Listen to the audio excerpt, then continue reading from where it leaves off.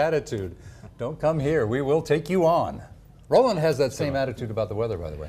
I really like what I'm seeing as far as the weather is concerned. So far, Brundage has had 6 inches of brand new snow, guys, and it is snowing up there as we speak. Tamarack reporting 3 inches so far. Bogus Basin so far 1 inch, but keep in mind, we still got a lot of additional storms that are on the way, and those storms are going to be certainly generating some snow from the mountains. Now, here we go.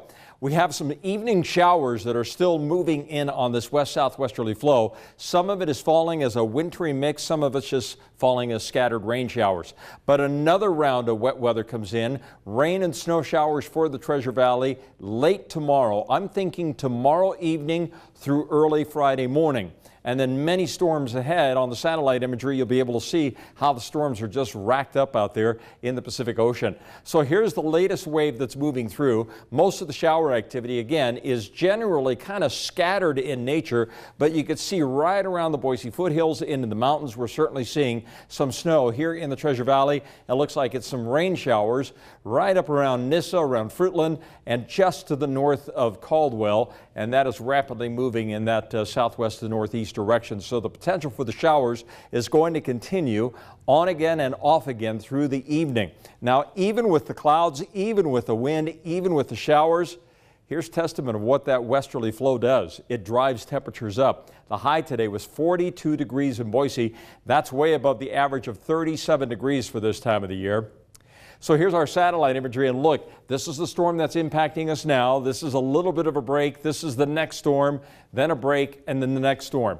This is very reminiscent of what happened in November and December when we got all of that snow that was piled up in the mountains. I think this pattern has the potential to remain very unsettled for the next 7 to maybe even as long as 10 days. That's what the forecast models are showing, going beyond 7 days, that there's just virtually not going to be any kind of a significant change. So as long as the jet stream is positioned where it is, the lows will continue to track across. This is a very favorable pattern for us here at Idaho. But what is difficult is to pinpoint the exact timing. It's like trying to track a wave and the timing of the wave when it comes onto a shore. That's the kind of a scenario that we have, is one wave of moisture after another. It's not like an actual cold front. It's just these ripples of moisture moving across the area. So showers tonight around 10 o'clock till around midnight. A little bit of a break in the morning, but here comes the next round, which commences, according to the computer models, as early as tomorrow evening,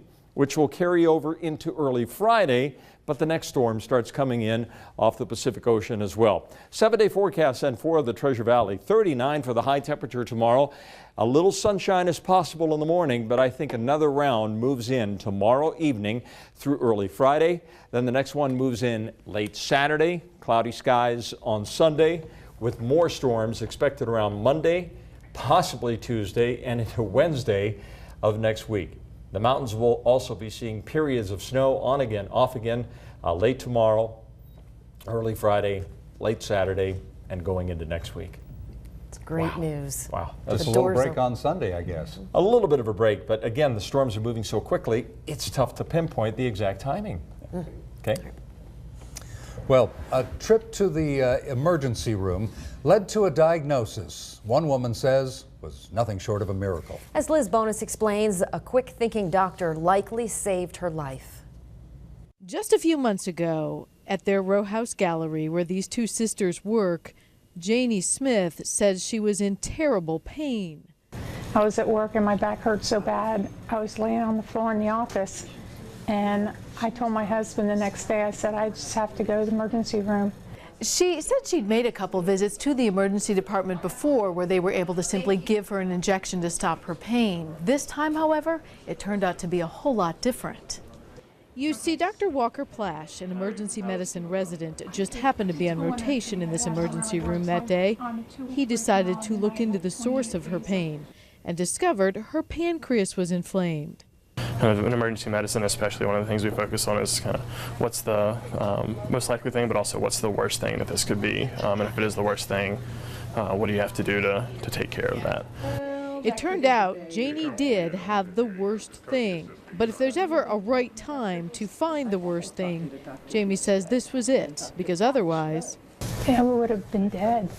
Janie had pancreatic cancer. Because Dr. Plash found it, she got to Dr. Thomas Husted, a cancer surgeon, who was able to remove it before it spread. That's the best possible outcome for this, and we found hers early, which makes all the difference. Janie knows that almost never happens with this kind of cancer. This is why I do it, though, for these outcomes, because 8 out of 10 are not resectable, and I don't get this kind of outcome. So this is why we do it. It's also why Janie let us come back and join her when she got this team back together to say one thing. Thank you for saving my life.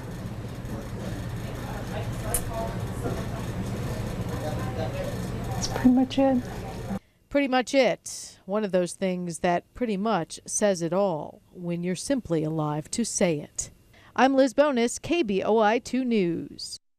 A wanted man's vanity may have led to his arrest. Coming up on KBOI 2 News. This few weeks, Mr. Pugh has been on social media kind of taunting law enforcement, taking a selfie of himself. Yeah, here's a better view of me. How the fugitive's obsession with his mugshot helped police capture him. Here's a look outside. Clouds in the sky and light traffic on 84. You have a news story you'd like us to check out? Send us an email, news@kboi2.com. And now a look at your primetime lineup for Wednesday night.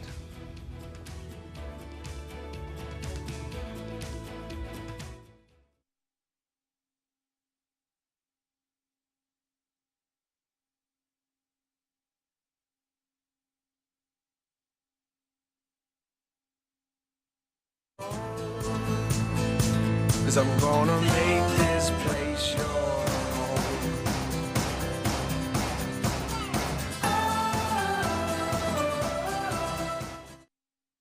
We could do more and not cost you any more money if they just bought the same kind of generic drugs that I.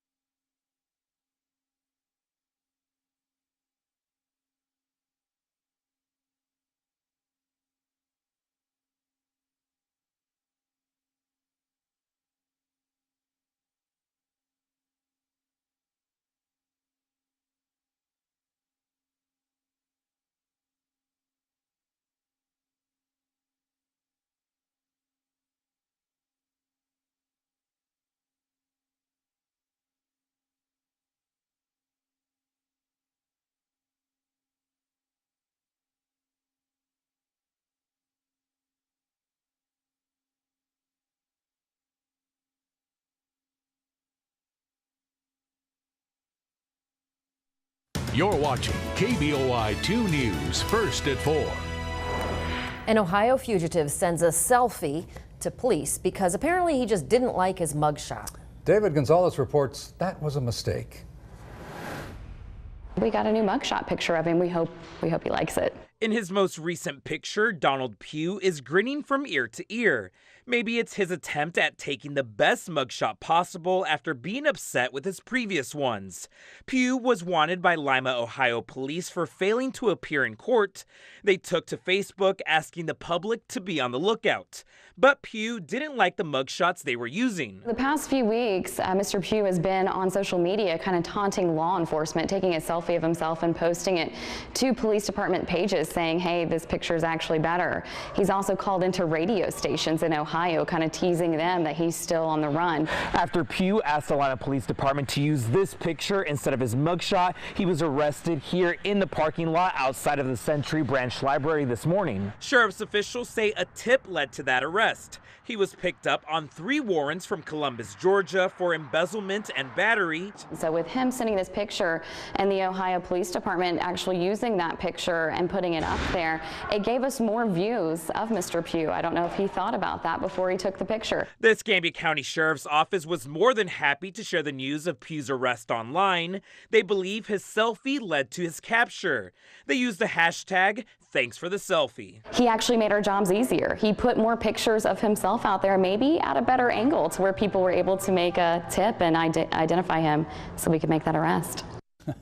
Now, Pugh will be held in the county jail until he's extradited to Georgia, and from there he'll be back to Ohio.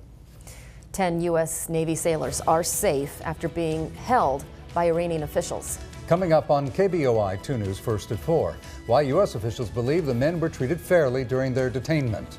Plus, Powerball fever reaches new heights with people waiting in line for hours with hopes of hitting the world's largest lottery jackpot. I'm Chris Martinez in Nipton, California. I'll have that story coming up.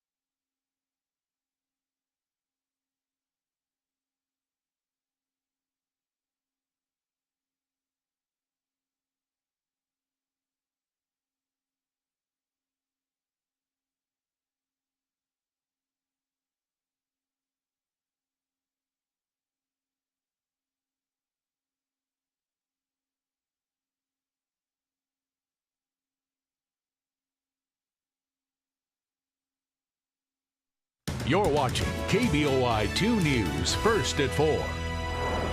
The Pentagon says 10 U.S. sailors held by Iran have been freed. As Jonathan Vigliotti shows us, new video appears to prove the sailors were treated humanely. New video shows U.S. sailors on their knees and under the command of Iranian security forces. 9 men and 1 woman on 2 naval patrol boats were captured Tuesday when U.S. officials say a mechanical breakdown caused the boats to drift into Iranian waters. Iran released the sailors after holding them overnight. All indications suggest or tell us that our sailors were well taken care of, provided with blankets and food, and assisted with their return to the fleet earlier today. Iran's Revolutionary Guard released these photos of the 10 U.S. sailors relaxing, some even smiling while in their custody. The sailors were traveling from Kuwait to Bahrain at the time and were captured and held at an Iranian base on the island of Farsi. This Iranian general said, "We've concluded that passage of Americans in our waters was not hostile or for espionage." The crews are now at a U.S. military base in the Gulf where they will be debriefed and give their version of the events. U.S. Navy officials say they're now investigating what exactly went wrong. Jonathan Bigliotti, CBS News.